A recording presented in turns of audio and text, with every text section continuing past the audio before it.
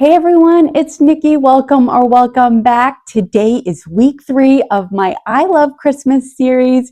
I'll be sharing a new Christmas project with you each week, all the way through the holidays. So if you like Christmas festive DIYs, join me each week for a little holiday cheer. We're going to start with this book, and I know it looks brand new, but at our local hospital, if a patient chooses a book from the library and decides not to take it home, it actually has to be thrown away per infection control. So that's how this one found its way to me. I want to find the center of the book first. This one's about 450 pages, so it's pretty thick, and I want to make sure that it dries nice and hard so it'll stay open and hold its shape. Haven't really had much experience creating books, so if you want a more in-depth tutorial, I invite you to check out Erin at the Provincial Farmhouse. But this one will at least get you started on the basics. So I'm mixing a little Titebond Quick and Thick with some water. Uh, it's a wood glue if you haven't used it, but you can use it on all sorts of things. And I'm brushing it with a little bit of water, and I'm going over the entire book. I just want to make sure that it's really good and saturated. And once the layers are on, I let it dry a little bit. Then I come back in with some straight Titebond Quick and Thick, and I'm going to separate the pages and start rolling the sides. And that's going to give it the illusion that it's been frozen in time, and using a pencil to curl the corners. And then I'll just use some hot glue to keep those pages, or to help keep those pages in place. I then let that dry for several hours, and then I'm going to go in over the whole thing with Paint Couture's farmhouse linen, and I do give it 2 full coats, just enough to make sure the words are covered completely so they don't show through my images later. And I'm also going to make sure to get along the sides and underneath by gently lifting the book, brushing into all those little grooves that might still be visible once it's displayed. And then after that, I let it dry for several hours. I really want to make sure it's nice and dry before moving in with my molds.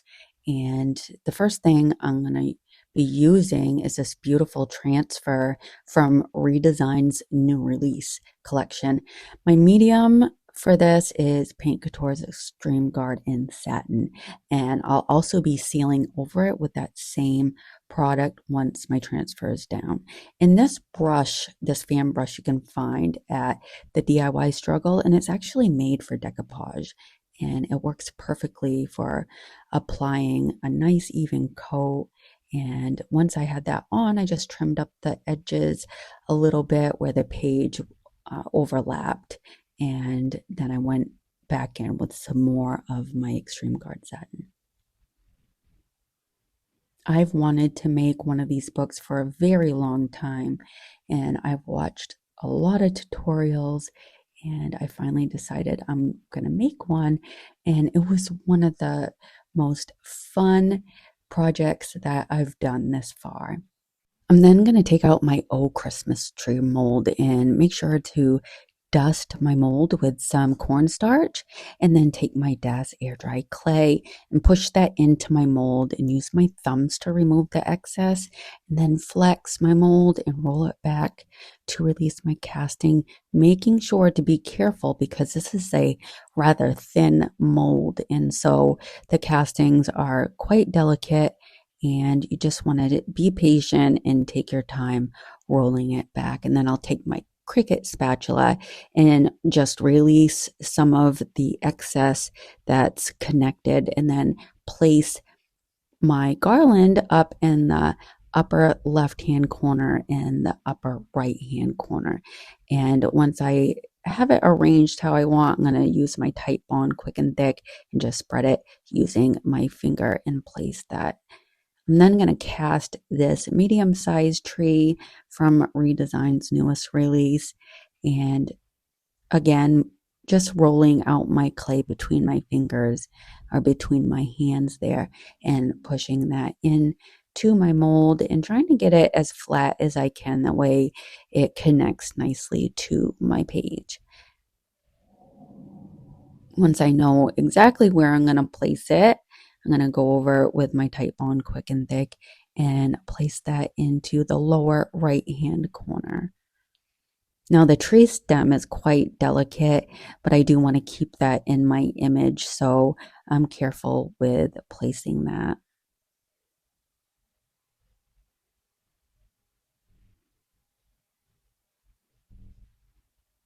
I'm then going to cast this beautiful stag from the same mold, and I want to be mindful about his legs and his antlers because they're quite delicate. And so I'm going to place this in the freezer for about 10 minutes while I cast some of these presents. If clay really isn't your thing, you could absolutely use resin instead. I actually enjoy working with both, but clay is definitely my first choice. It's just so versatile and forgiving. You can trim it, you can reshape it, or even do partial castings. And that's something I've really come to appreciate as a newer crafter using clay. And then for this project, though, I decided to stick with clay, but you could easily swap in with some transfers or even stamps or you do whatever fits your style. And I think for my next book, I might actually mix in some transfers and stamps just to mix things up a little bit.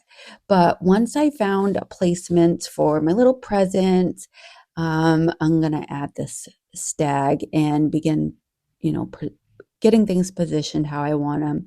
And just remember though to let your mold rest for a few minutes, especially, the one if you put them in the freezer, that's going to give the clay a few minutes to soften and make it easier to handle without distorting its shape or having breakage. Then I'm going to cast this trim from my primitive mold, and I'll start placing it around my book, right in between the areas where the garland sits. I want it to look like the book has like a beautiful framed in look. I could have gone in and framed it first before adding the garland, but I really wanted everything to sit nice and flat. So by doing it in this order, it worked better for me. And if you don't have this primitive mold, it's such a versatile one to have. I use the trim from it quite often. It also has lovely leaves and florals and even little birds. It's truly one of my favorite molds to work with. And it adds such a timeless, handcrafted look to any project.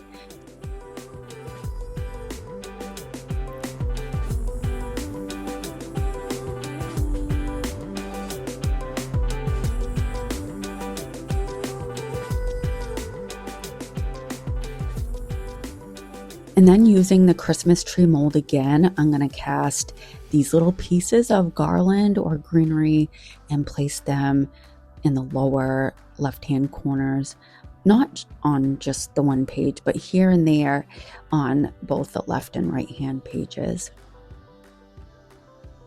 And I think that added the perfect finishing touch to the frame of this book.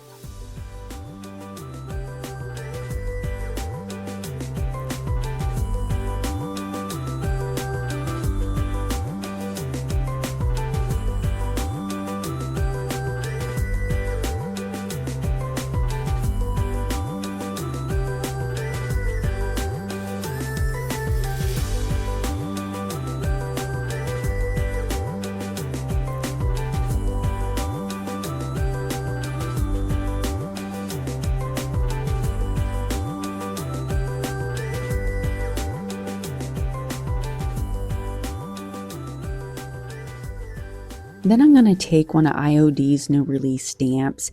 It's the word Christmas, and using some of their black ink, I'm pressing that right on to my right hand page. I just felt like something was missing in the center, and this Christmas tree stamp was exactly what it needed.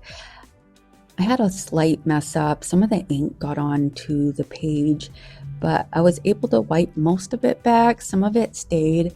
I think in the end, though, it was one of those tiny imperfections that actually added to the vintage look that I am drawn to. I let my castings dry for several hours and then I went over each one with the color Plaster by Waverly. I had run out of the farmhouse linen, otherwise I would have gone back to fix that ink area. But since I didn't have that perfect color match, this worked out just fine. So before I went any further, I brushed on a coat of Extreme Garden Satin, which honestly I should have done before stamping, but it's fine. Everything worked out as I mentioned earlier. I let that dry for about 30 minutes, then I went back in and finished painting my castings. And because the chalk paint was so thick, I did spritz a little bit of water to help move that paint around.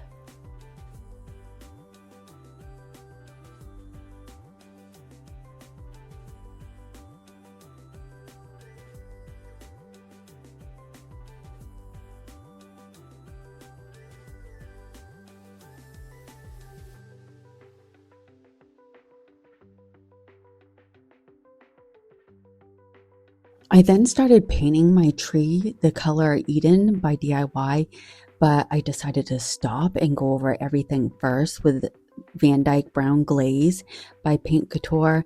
I just love starting with that glaze. It settles beautifully into all those low points of the mold, the castings, giving them depth and that age dimensional look. And then I went back in with my paint to highlight all those raised areas. And of course, you could skip the step of adding glaze and vice versa. You could just leave the glaze and not go in with the paint. It'll look nice either way. And for this, I wanted to use a combination of both. And I think by adding the tree to the right hand side, tied the pages in together so nicely. And it just balanced the whole look and made it the design feel complete, in my opinion. Because I sealed everything in with the Extreme Guard satin, I'm able to wipe back as much as I want of that glaze and not really worry about it getting onto my pages. While I'm finishing up with my glaze, I just want to take a moment and say hello. And if you're new here, I hope that you're enjoying this project so far and will consider sticking around. I'm currently working on my goal of reaching 2,000 subscribers by the new year. So I would be over the moon if you would join me on this awesome journey on YouTube. Let me know in the comments if you're new here or if you're returning. I just so appreciate all the sweet words and support from everybody. You all just mean so much to me from the bottom of my heart, truly.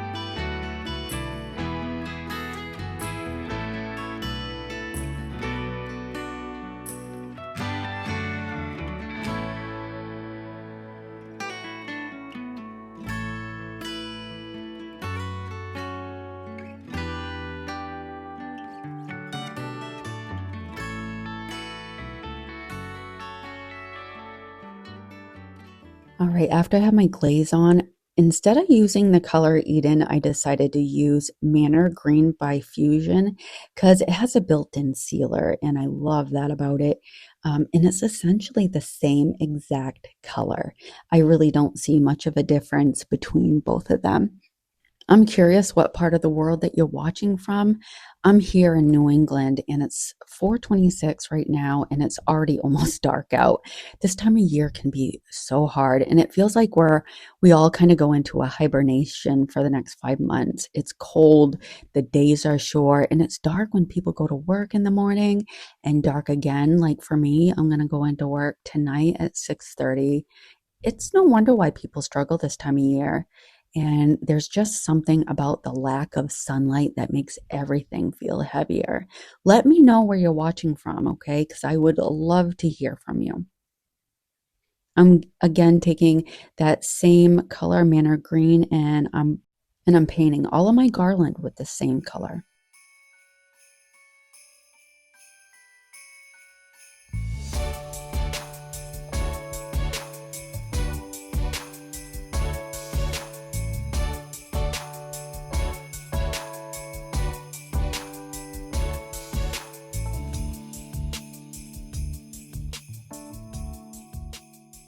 I'm then going to take the color cardinal red and paint this pretty bow at the top and the bottom of this left hand side of the page.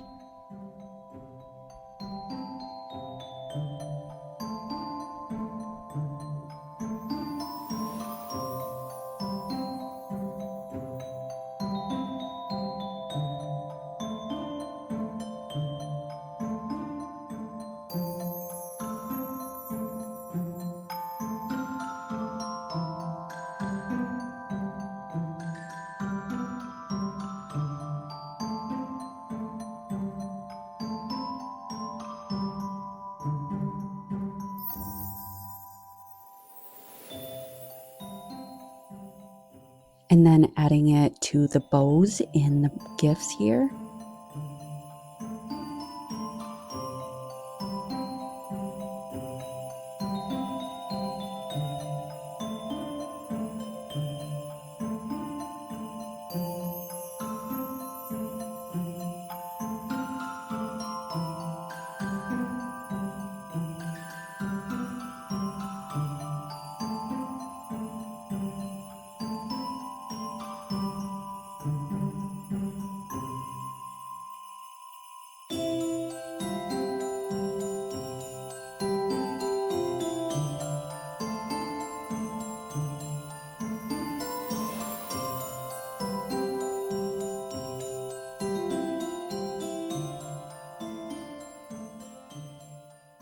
I'm then going to take the color pine cone and go over my stag with that and also my tree.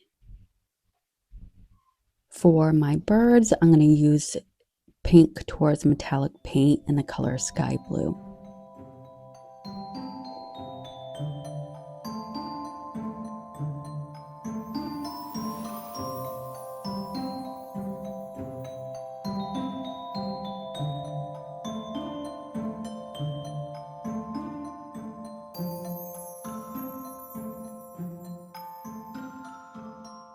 I'm then going to take Fusion's mineral paint in the color Fort York Red and begin adding some berries here to my garland, making sure to do the upper and lower sides and also the right hand side.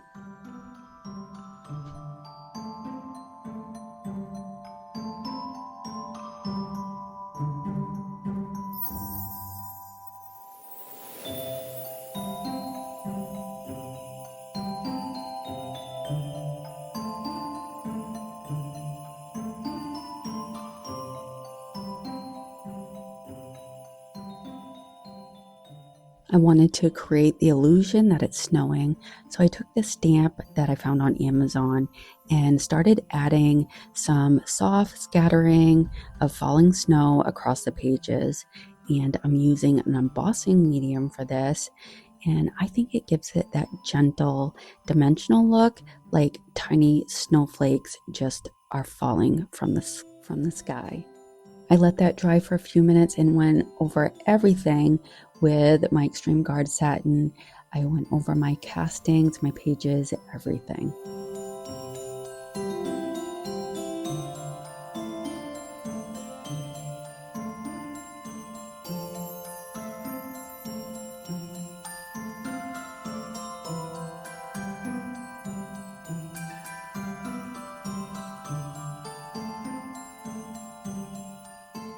I let that dry for a few hours and then I went back in with my Van Dyke brown glaze. I wanted to bring back some of those low points that had gotten lost under the paint and give the piece more of that dimension. The glaze settles beautifully into all those crevices, really helping those details stand out and giving everything that aged, time-worn look that I love so much. And of course, pulling back as much as I want with a damp rag. Next, I'm going to go in with bronze metallic paint by Couture and brushing it lightly over my gifts, just here and there.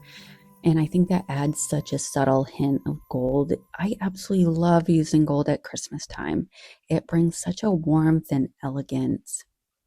I'm also going to go over the bows and the garland just to give them a soft shimmer. I then going to bring that to the sides of my pages, and I just love that extra touch of gold. It reminds me of those beautiful vintage style books, the ones where the pages were gilded in gold, like old family Bibles and heirloom storybooks. It gives the piece such a timeless classic feel. And I do give this 2 full coats.